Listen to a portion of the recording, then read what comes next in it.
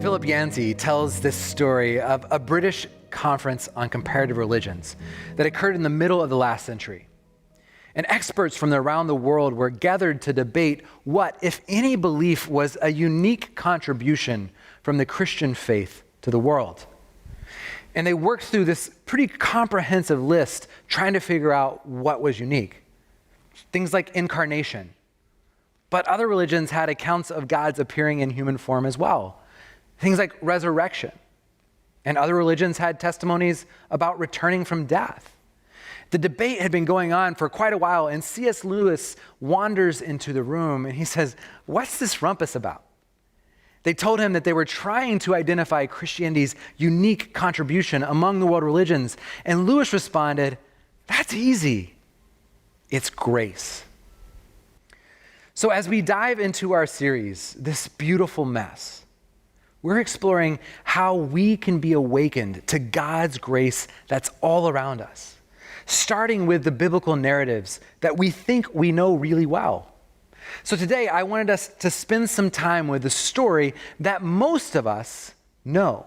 Like last week with Jonah, I want us to hear an old vacation Bible school story anew and refreshed. I learned the song about Zacchaeus when I was just a little guy in Sunday school. Most of us learned the same song. Zacchaeus was a wee little man, and a wee little man was he. He climbed up in the sycamore tree to see what he could see. And along comes Jesus, and he says, "Hey, Zacchaeus, I'm coming to your house today." And then we know, as the story goes, that Zacchaeus comes down. In Diana Butler Bass's book, Grateful, she revisits the story of Zacchaeus and invites us to see the story anew through God's economy of grace. She beautifully articulates how grace actually changes us. Grace changes the way that we live our lives. It changes the way that we're able to see and be the church. And it changes the way that we show up in the world. Through this lens, I want us to rethink how we understand Zacchaeus. But it starts with understanding the time in which Zacchaeus lived. In the first century, most of what the people of Israel longed for in the Messiah was political freedom. Centuries upon centuries of Jewish history, the people lived under oppression of a multitude of empires. For the first century Jews, the way of salvation, shalom, God's peace, comes as a holistic salvation that frees us spiritually and politically and psychologically, and get this, physically, so that we can live as God's people. Now, under this occupation of the Romans, the people were enslaved. They were oppressed. They didn't have the same rights. And this is the context into which Jesus is born. And it's the context of Zacchaeus. And in the middle of the passage in Luke chapter 19, it tells us that the streets are lined with people looking to catch a glimpse of Jesus in this moment. And Jesus is going down the road with all these people surrounding him, and he looks up, and the text tells us that he sees a man, a tax collector, the chief tax collector, a man named Zacchaeus. And he invites him to come down from the tree, and Jesus declares that he's going to Zacchaeus' home for dinner. Now, Zacchaeus is a beautiful mess of a man. He's as beautiful of a mess as they come. So let's talk a little bit about what being a tax collector during this time meant. Tax collectors were severely disliked. In fact, they were despised even more by the Jewish people. They were seen as traitors who were taxing their own people on behalf of an occupying Roman Empire and then skimming a little bit off the top for themselves.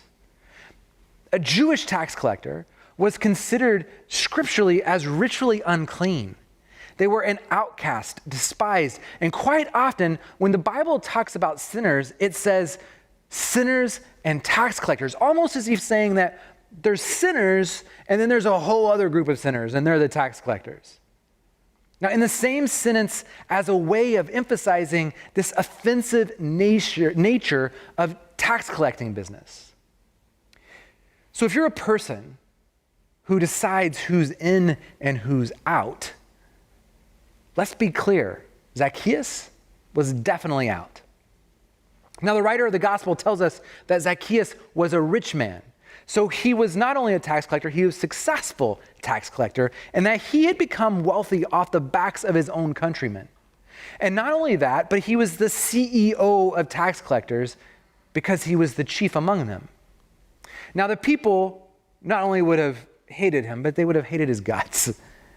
The people coming to see Jesus that day certainly would not have considered this tax collector a ripe candidate for transformation or a candidate worthy of being shared a meal with. Yet, Jesus sees Zacchaeus. Have you ever been really seen? Have you ever met a friend or a person who could just reach you and read you like you were a book? I had an experience once at a gas station in Los Angeles where I was on my way to a council retreat and I was running late and I needed to get some gas, and this woman came up to me and she started washing my window, and more than anything, I just wanted her to leave me alone. And I told her I was in a hurry and that she didn't need to do that, and I would just give her money. And so I reached into my wallet and pulled out my wallet and pulled out a 10, and I handed it to her, and she just kept washing my window, and she started talking to me about things that I really needed to hear that day. She spoke to me about peace and hope and vision and love and life for me and for our neighborhood and our community. For 10 minutes, she kept talking, and finally I gave in, realizing that God had opened up this thin space between me and this woman named Magdalena, and God stepped through that thin space to me that morning. I've had other moments of being seen that were less mystical, but just as special. Moments where friends could see through my half smile to the hurt on the other side, or moments where they could see through the strength that I'm putting forward to the exhaustion that was on the other side. Friends who stepped into my beautiful chaos, not out of it. And at that moment, they awakened me more to the beauty of God's grace and love that was all around me. I think this is what happened in the story of Zacchaeus. In the heart of the real Zacchaeus, the man behind the mask, something was already happening. Now, it's not explicit in the text, but there is an implicit force behind the story. Something was happening in Zacchaeus' life. Something drove him up that sycamore tree to see what he could see. See, he had apparently heard about Jesus. And when Jesus came to Jericho, the place where the first Joshua brought down the walls, Zacchaeus no doubt wanted the walls in his life to come down. And it drove him up a tree. He wanted a way out. He wanted to be freed and redeemed and forgiven. He wanted to be made whole. He wanted to be set free from the sins that haunted him. And he wanted to be accepted. Zacchaeus wanted exactly what Jesus gave him. He wanted to be seen for who he really was. In the eyes of the people that day, the only thing they saw was a wee little man that deserved nothing but condemnation and judgment. But in the eyes of Jesus, there was more to Zacchaeus than the wee little man. There was this giant of grace. Brennan Manning says that grace shows us the very nature of God. God is not moody or capricious, he says. He knows no seasons of change. He has a single, relentless stance toward us. He loves us. He loves us. He is the only God man has ever heard of who loves sinners. Now, get the grace of this next part. Jesus, after seeing Zacchaeus, welcomes Zacchaeus. He welcomes him to his own home.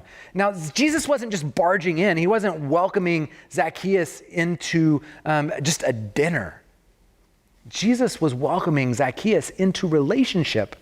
Zacchaeus' story of sin and isolation had been a lonely road, but being seen by Jesus, he felt like he had enough, that by grace of God, he had been seen. And it didn't just stop at being seen. The grace of Jesus offers radical hospitality. Now, sometimes we in ministry get so absorbed with doing the work of the church that we forget what it means to be the church, seeing our neighbor, welcoming them in, inviting people into relationship one-on-one right where they are, not being afraid to enter into their beautiful mess and even show them ours. That's being church. We step over the familiar, wounded lives of people all around us, yet this isn't the way of Jesus. The way of Jesus was then and is now to stop along the way, to see the unseen, and to welcome those whom others have rejected. Now, in this passage, Jesus commits a great social faux pas. He goes to dine with a tax collector politician. In Luke 19:7, it says that, but when they saw it, they all complained, saying that he's gone to be a guest with a man who's a sinner. Now, who else could Jesus have eaten with but a sinner? Being seen, being welcomed, caused Zacchaeus to let go, to let the walls down, to become the person that Jesus saw in front of him from the very beginning. Max Lucado says, have you ever been changed by grace? Shaped by grace? Strengthened by grace? Have you ever been emboldened by grace or softened by grace, snatched up by the nape of your neck and shaken to your senses by grace? See, grace is the voice that calls us to change, and then it gives us the power to pull it off. See, Zacchaeus wasn't saved because he offered to give half of his goods to the poor. He made the offer because he had already been saved. It was a sign of this new life that Jesus had awakened in him. And Jesus confirmed that by saying, today salvation comes to this house. See, grace changes us. We've all heard about the medical research that tells us that infants who are held or touched develop more emotionally, mentally, and physically than those who aren't touched. See, that's it, I think. It's a truism for all of our experience. The touch of Jesus, the sight of Jesus changed Zacchaeus. And Zacchaeus developed. He became human. Grace changes us. See, rules won't. Laws don't. Guilt hasn't. Nagging can't. But waking up to your need for grace, dropping back and falling into the grace, that can be life-changing. Can you see why the writer of the Hebrews says, see to it that no one misses the grace of God? Jesus and Zacchaeus' interaction illustrates for us what a grace encounter looks like. Dare to believe that God loves you, really loves you, desperately loves you, passionately loves you. Dare to believe that Jesus sees you, the real you, dirty house, beautiful, messy soul, and all, and still calls you beloved. It is in this love that we're enabled to live and to love like Jesus. So you may be tired and sick and exhausted and irritable and depressed and lonely and hopeless and guilty, and it doesn't matter because His grace is greater. His love is stronger. There's not a thing in your past or your present that is greater than Jesus' love. And Zacchaeus learned this. My prayer for us today is that we will learn this, that we'll come down out of our trees and release our walls and know that Jesus sees you and I, and grace awaits us in our home, at our own tables with Jesus. Amen.